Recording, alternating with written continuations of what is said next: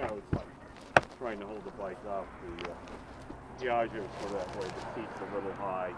So every time I stop, the flat foot, I got to kind of lean the bike a little bit over. It just stays stable. But it's a nice little bike, but it's not one of these. Right, right. I was out riding out in the country and I pulled off to pull along the Brandywine Creek, and there's this dirt parking area. Thankfully, I went in there really, really slow because I knew I was going to have a problem. And I was just barely creeping, and I got the thing stopped, and the bike was kind of doing some weird stuff because of the tires and everything. And I just briefly touched the throttle, and it's got the CV automatic transmission in there. And the tire started spinning. I thought I was going to drop it. Yeah, it's going to be a scary feeling. Real careful doing it. So the DR was great, and the BMW, the F650 was great because I could go anywhere. If I saw a dirt road, hey, I'm going. But for sure. That scooter now. You can't do that. Yeah. You can't do that at all. But, it keeps me riding, and trying to get it. Keeps you young, man. Keeps you young. Yeah, that's it. That's sweet. Well, keeps that adrenaline pumping as well. That's it. Thank you so much, Todd, for sharing your story. Yeah, I'll look your site up sometime. Thank you so much. Maybe sometime we'll hook up. I can give you some crazy little stories. Definitely, Todd. I don't have any pictures of a lot of the trips in the back then. Yeah. Shoot me a message and we'll set you up with a camera and a microphone and have you all ready. Cool. Have a good day, Todd. All right, take care. See you.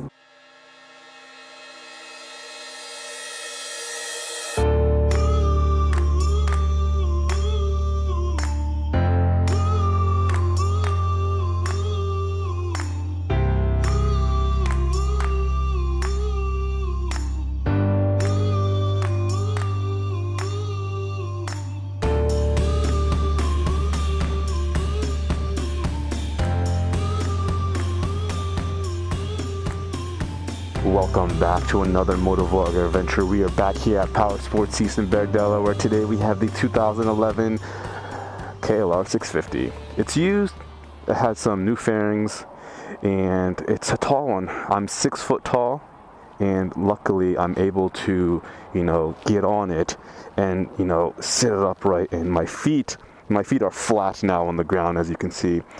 Don't spam me. I just got off work. It's a tall bike, but because I'm tall, I'm able to flat foot it. Some of you might be, with their tippy toes, so that's something to keep in mind with these things. But I've been a huge fan of these, actually. I mean, I've got to know them from Accidental Broadcast's channel, and he does a lot of off-roading in the jungle.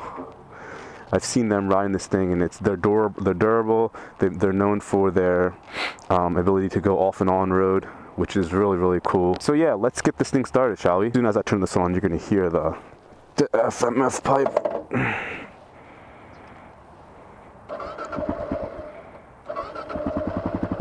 Yeah, hear that? Very nice ring to it,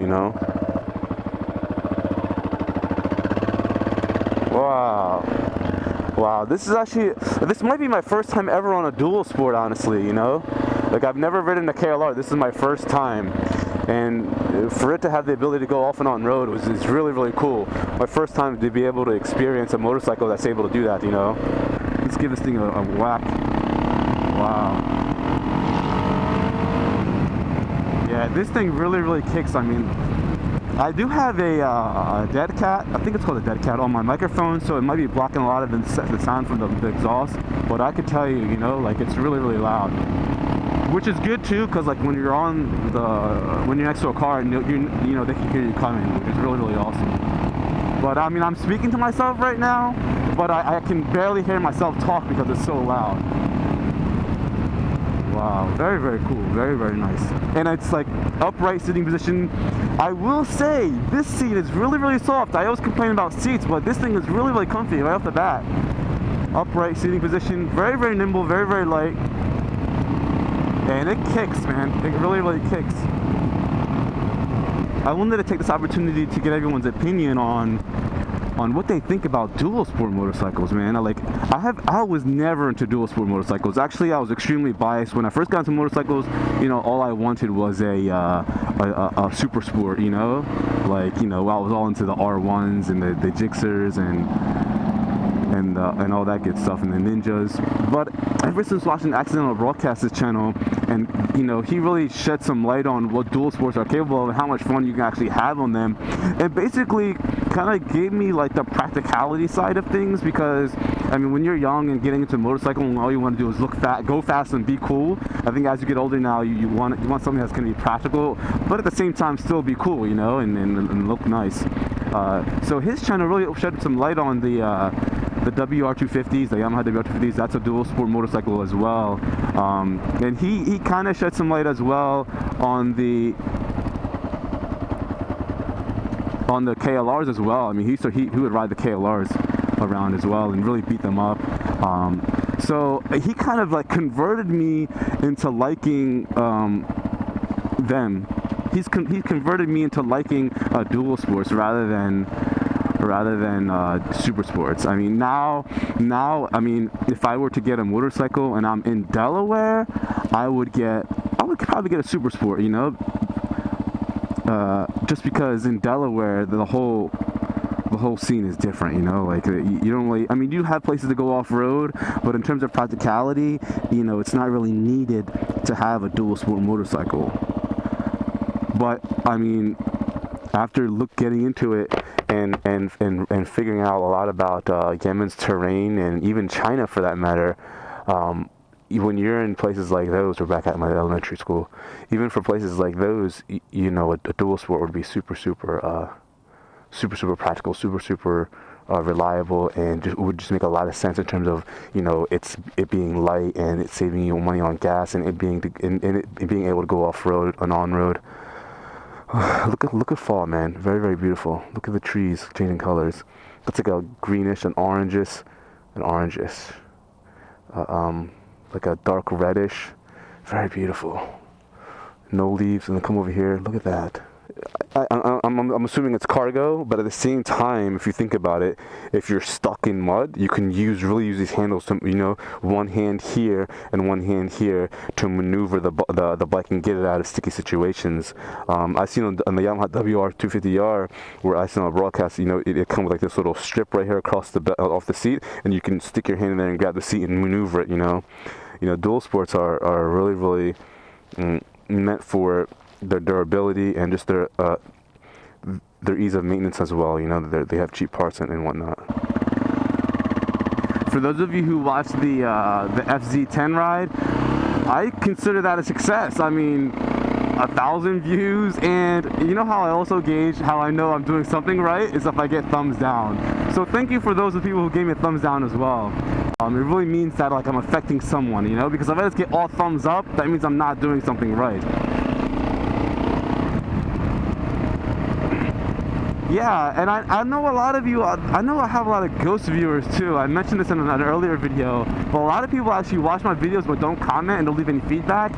And I know this partially because in the last Yemen, the most recent Yemen video with the pediatrician towards the end, how I mentioned he gave me a free IV, and towards the end I said, hey, don't ever, this gives you a better idea of what the Yemen people are like. And if you watch to the end, post hello on the bottom in the comments. And a lot of you posted hello, and people that were like posting like hello in the comments were like, people who I never even, recognized their name. So I knew they're like subscribers that like, watch my content but don't participate. And I'm just like, oh, all right. It's kind of reinvigorated me. It kind of gave me a little more hope in the channel, because it kind of gives me a better idea. Oh, this guy's about to signal right into her. No, don't signal right into them. Oh, that was almost a bad accident. This guy, I think he knew she or he was there. He just wanted to just bully his way in, But look at this girl right here on her phone, dancing, like, don't even care that I'm right next to her. Having a blast, yo. That's crazy. Like, and that's what Todd was saying. The gentleman I was speaking to earlier, he was, comparing his adventures and experience on motorcycles when he was, at his young age compared to now. He said the roads now are a lot more dangerous, and that kind of really struck me. It kind of I never really looked at it in that perspective, in that way, Well, guys, I've had a blast. Thank you so much for watching. I'm trying my best to really bring in you know, new content on new vehicles. You know, I never thought in a million years that I would get to this point. I mean, I always knew I wanted to start a channel, you know, motorcycle related, and do this whole motovlogging thing, but I am just extremely blessed and fortunate to be able to ride a different motorcycle every week, which is just like, it's such a blessing. So, and I never thought I'd make it this far. I never thought in a million years I'd ever make it this far. So, you know, for those of you stuck around, for those of you who keep supporting, I appreciate it. If you guys have any suggestions on what I should talk about, and that's actually one of my biggest, that's actually one of the most difficult things, is getting on a different bike every week and just trying to figure out what to talk about. I mean, I could talk about the bike, but this bike is self-explanatory. You know, dual sport, 650 cc's, rugged, durable, long-lasting, upright sitting position, soft seat. Yeah, really nice bike.